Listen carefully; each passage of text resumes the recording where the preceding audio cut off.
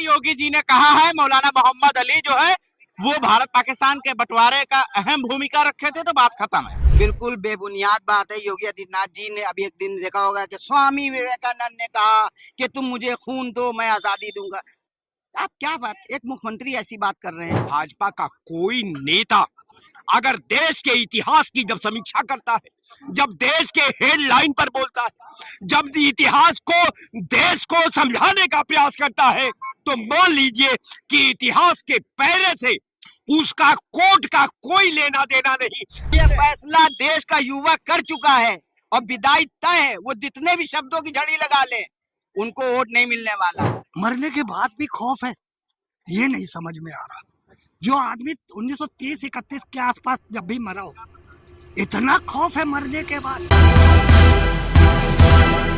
मौलाना मोहम्मद अली जौहर का नाम सुने हैं आप? नहीं सुने हैं? मैं बता देता हूँ। मौलाना मोहम्मद जौहर अली वो थे जिन्होंने देश की आजादी में हिस्सा लिया था और देश के लिए मर मिटने की कसम खाई थी। मौलाना मोहम्मद अली जौहर ने जो है वो कलम की ताकत से ब्रिटिश हुकूमत को ललकार रहे थे। जिन्हें जेल में डाला गया, जिन्हें भूखा रखा गया, वो मौलाना मोहम्मद जौहर अली थे। जो रामपुर चाकू की धार से मशहूर था, रामपुरी चाकू के नाम से मशहूर था, उस रामपुर को एजुकेशन से जोड़ने वाले का नाम आजम खान था। आजम खान ने तब्दील कर दिया, बदलाव कर दिया कि अब छुरी से नहीं एजुकेशन से पहचाना जाएगा रामपुर। खैर सत्ता बदलती है और सत्ता बदलने के बाद आजम खान के ऊपर तरह तरह के जो है एफआईआर दर्ज होते हैं और उनको जेल में डाल दिया जाता है। अब उनकी यूनिवर्सिटी पर जो है वो हमला होने लगा, बुलडोजर की कार्रवाई देखने को मिलने लगा कि अब कार्रवाई होगी। खैर उस पर अभी स्टे है। उसके बाद आजम खान की नाराजगी को लेकर शिवपाल सिंह यादव जो है उनसे मिलने जाते हैं और मिलकर बाहर आते हैं। पत्रकार सवाल पूछते हैं कि आजम से क्या बात हुई, तो शिवपाल सिंह यादव कहते हैं कि आजम खान नहीं, गृह मंत्री आजम खान कहिए, मैं उनको गृह मंत्री बनाऊंगा सरकार बनते ही। ये बयान शिवपाल सिंह का आता ही है। उसके बाद योगी आदित्यनाथ गरजने लगते हैं और खुले मंच से कहते हैं कि मौलाना मोहम्मद अली जौहर ये वही शख्स था जिसने देश का विभाजन किया था। मुस्लिम लीग का चर्चा करने लगे। याद होगा मुस्लिम लीग के साथ किसका गठबंधन हुआ था, ये बताने की जरूरत नहीं। इतिहास पढ़ने वाले लोगों को पता है कि मुस्लिम लीग के साथ मिलकर किसने सरकार चलाई थी आजादी से पहले। योगी आदित्यनाथ जी ने जो कहा है कि आजादी के बाद बंटवारे का हिस्सेदार थे जौहर अली, बिल्कुल बेबुनियाद बात है। योगी आदित्यनाथ जी ने अभी एक दिन देखा होगा कि स्वामी विवेकानंद ने कहा कि तुम मुझे खून दो मैं आजादी दूंगा। आप क्या बात, एक मुख्यमंत्री ऐसी बात कर रहे हैं, इतिहास जानते नहीं। अरे कहे मौलाना मोहम्मद अली जौहर मौलाना मोहम्मद जौहर ने क्या देश के बंटवारा नहीं किया? बंटवारा नहीं जाए हिंदू, अरे उनका 1931 में निधन तो हो गया, बंटवारा हुआ 47 में। मुसलमान भी इतिहास अपना जानता है। योगी आदित्यनाथ जी को यही बोल के वोट चाहिए। 1931 में देहांत हो गया था, निधन हो गया था 1931 में मौलाना मोहम्मद अली का जी, और बंटवारा तो 1947 में हुआ। जी यही। अब वो कह रहे हैं कि तो मुझे खून नहीं, आपको इतिहास नहीं मालूम। नहीं, इनको इतिहास नहीं पता भाई साहब, नहीं मालूम ना इतिहास। मुसलमान इनको इतिहास नहीं पता है। बताइए, वो अपनी जगह बिल्कुल सही कह रहे हैं, ऐसा नहीं है इस बात को। ये सारी की सारी बदले की भावनाएं हैं। ये सारा कुछ जो है आदरणीय योगी जी की बदले की भावना है। ये फैसला देश का युवा कर चुका है और विदाई तय है। वो जितने भी शब्दों की झड़ी लगा ले, उनको वोट नहीं मिलने वाला। वो युवा तय कर चुका है, वो समझ चुका है कि किस किस तरह से हिंदू मुसलमान पे राजनीति खेली गई। वो जब धरने पे बैठा तो उसे किसान आंदोलन याद आया। मौलाना मोहम्मद अली जौहर का भारत पाकिस्तान बंटवारे में क्या भूमिका था आपको पता है? योगी आदित्यनाथ ने बताया कि यही थे जिनकी वजह से देश का विभाजन हुआ। योगी जी डाटा बोलते हैं, वो कोई डाटा का रीडिंग नहीं करते, वो क्या बोल रहे हैं इसके बारे में भी वो नहीं सोचते। अरे उनको इतिहास मालूम है, तभी तो उन्होंने कहा मौलाना मोहम्मद अली जौहर जो है भारत पाकिस्तान का बंटवारा कराए थे। कारण ये था कि जब बंटवारा देश का हुआ तो वो जिंदा भी नहीं थे। अगर योगी जी उनको जिंदा कर दे तब तो अलग बात है, लेकिन चूंकि बड़े संत हैं, आप मुझे खून दीजिए, मैं तुम्हें आजादी दूंगा। तो स्वामी विवेकानंद के लिए कहा था। उनको ये भी पता नहीं कि स्वामी विवेकानंद इनसे बड़ा संत थे।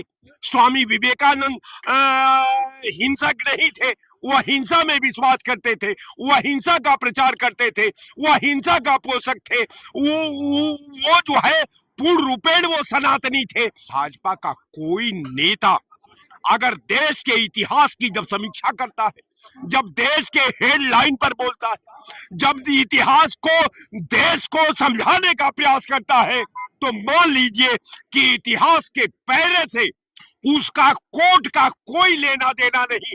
कारण यह है कि इतिहास कुछ कहता है, भाजपा कुछ कहती है। भाजपा का इतिहास अलग है। बिल्कुल, भाजपा का सनातन अलग, भाजपा का हिंदुत्व अलग, भाजपा का राम अलग, भाजपा के लोग अलग, भाजपा का इतिहास अलग। बिल्कुल। उन्होंने कह दिया चलो ठीक है, जो आदमी था ही नहीं 1947 में, तो कहां से विभाजन करा दिया बताएं आप। अरे थे, थोड़ा सा दिमाग पे जोर डालना है। मैं बता रहा हूँ, उनकी जो डेथ हुई ना 1931 में हो चुकी थी, और 1931 16 साल बाद वो कहाँ पर दोबारा से आ गए। हाँ, बच्चे जन्म में आ गए होंगे तो नाम कुछ और बन गया होगा उनका, अगर जन्म हुआ होगा उनका दोबारा से तो कुछ और बने होंगे, तब तो विभाजन नहीं करा सकते वो।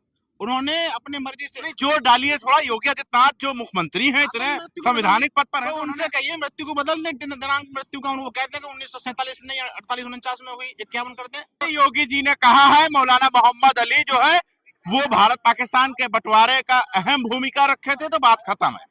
यहीं से आप कैसे मान ठाकुर साहब, दिक्कत क्या है मानने में? योगी आदित्यनाथ जी अगर वो झूठ बोले तो मान लें ठाकुर हम हैं, अगर तो इसका मतलब ये थोड़ी ना है कि वो जो हो जाएंगे। वो हम ये कह रहे हैं, बिरादरी का मामला है। बात ही बिरादरी की नहीं, बात इसकी है कि वो उन्होंने गलती से बोल दिया हो या जानबूझ के बोलने वो नहीं कह सकते। समाजवादी पार्टी के राष्ट्रीय सचिव हैं, उन्होंने कहा कि गृह मंत्री बनाएंगे आजम खान को। तो क्यों नहीं बना सकते?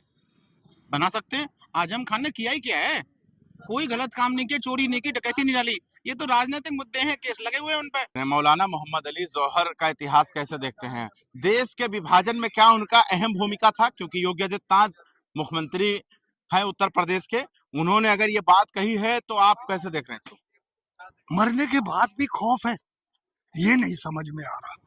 जो आदमी 1930-31 के आसपास जब भी मरा हो, इतना खौफ है मरने के बाद। और बंटवारे से दूर दूर तक इनका कोई लेना देना नहीं था। आजादी में दूर दूर तक इनका कोई लेना देना नहीं था। दरअसल ये अगर आजादी में हिस्सा लिए थे, आप कैसी बात कर रहे हैं? पैदा भी नहीं हुए थे योगी आदित्यनाथ जी, हिस्सा लिए थे। यार क्या मजाक कर रहे हो यार, मेरी उम्र कितनी है, योगी आदित्यनाथ जी की उम्र कितनी है यार? कैसी बातें कर रहे हैं? अंजलम कश्यप कह रहे हैं 2014 में आजादी हुआ तो योगी आदित्यनाथ नहीं थे। अभी तो मैं कह रहा हूँ ना, ये लोग सिलेबस ही बदल देंगे पूरा, ये सिलेबस ही बदल देंगे, इतिहास ही बदल देंगे। जब ये कहते हैं कि विवेकानंद ने कहा था तुम हमें खून दो हम तुम्हें आजादी देंगे, इनका नारा क्या है ये सुनेंगे? तुम हमें वोट दो हम तुम्हें 5 किलो राशन देंगे। इनका नारा ये है कि तुम हमें वोट दो हम तुम्हें 5 किलो राशन देंगे। ये देश को अनपढ़ बनाना चाहते हैं, देश को बिल्कुल एकदम गर्द में ले जाना चाहते हैं। हम बंटवारे वाली की बात करेंगे। जब बंटवारा हुआ था, मोहम्मद अली जो मौलाना मोहम्मद अली जौहर ने जो है उस समय अहम भूमिका निभाई थी। मैं माना तो शुरू में पहले ही कह चुका हूँ, मरने के बाद इनको इतना खौफ है। अगर वो जिंदा होता तो योगी आदित्यनाथ का क्या होता, मैं यही सोच सोच के घबरा हूँ। मौलाना मोहम्मद अली जौहर का क्या भूमिका देखते हैं देश क्या बंटवारे में? बंटवारे में जो हाथ था वो मुस्लिम लीग का भी था, और जिसके वो अध्यक्ष रहे 1923 में, और कांग्रेस के अध्यक्ष रहे। अच्छा, मुस्लिम लीग के साथ कौन सी ऐसी पार्टी है जिसके आइडियोलॉजी पर भाजपा आज तैयार खड़ी है? योगी आदित्यनाथ ने ये बयान दिया है कि मौलाना जौहर अली का आजादी के और बंटवारे में हाथ है। मैं आपको बता रहा हूँ, जनसंघ ने गठबंधन नहीं किया था। जनसंघ ने बंटवारा तो नहीं किया था। मुस्लिम लीग से जनसंघ ने बंटवारे की बात की थी कहीं? आप बताइए, जनसंघ ने कोई बंटवारे की बात की थी? बंटवारा हुआ 47 में और निधन हुआ 31 में। कितने साल का अंतर है?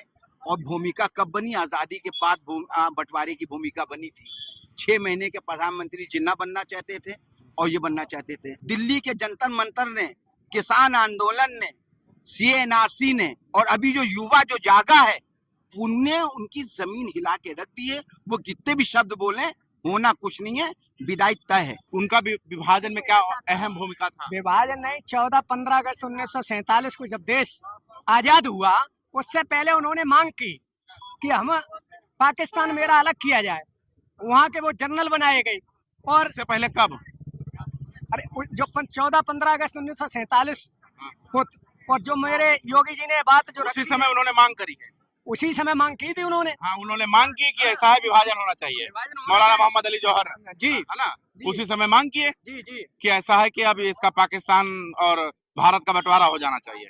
बड़े गलत थे मौलाना मोहम्मद अली जौहर। ऐसा है, अपने अपने विचार थे, वही विचार थे उनका, पाकिस्तानी सोच थी। वो अपने विचारों के अनुसार पाकिस्तान में जाना आपको ये चाहते थे। इतिहास कहाँ से पता चला? अरे भाई, जब पढ़ के किताब से ही तो पता चलता है। अच्छा, योगी आदित्यनाथ जो बोले वही व्हाट्सएप पे आ गया होगा। ना योगी आदित्यनाथ जी बिल्कुल सही बोले। वो संत हैं और वो उत्तर प्रदेश में बड़ा सुचारू रूप से कानून व्यवस्था के आधार पर काम कर रहे हैं। कौन सी किताब में पढ़ा, उस किताब का नाम बताइए। किताब, अरे वो तो आपको भी पता है कि किताब में कहाँ लिखा है। पता नहीं, क्या कह रहे हैं? भक्त का चश्मा लगाए भाई साहब। विभाजन के लिए जो हमारे पूज्य महाराज जी ने जो हाँ, क्या अपने भाषा में बोला है, हाँ। वो बिल्कुल सत्य बोला है। कभी प्रदेश का मुख्यमंत्री इधर से उधर बातें नहीं करता, बिल्कुल सटीक बात तुम करता। मुझे खून दो मैं तुम्हें आजादी दूं, ये किसने कहा? अरे ये तो भाई नारा था पहले, सुभाष चंद्र बोस जी का पहले नारा था। हाँ। हाँ, तो उन्होंने देश को आजाद कराने में बहुत भाई इन लोगों की नहीं योगदान तो आप फिर, हमें लग रहा है इतिहास नहीं पढ़ते। विवेकानंद जी ने कहा था। है। विवेकानंद जी थे उस समय देश को आजाद कराने में, सुभाष चंद्र बोस थे, सरदार पटेल थे,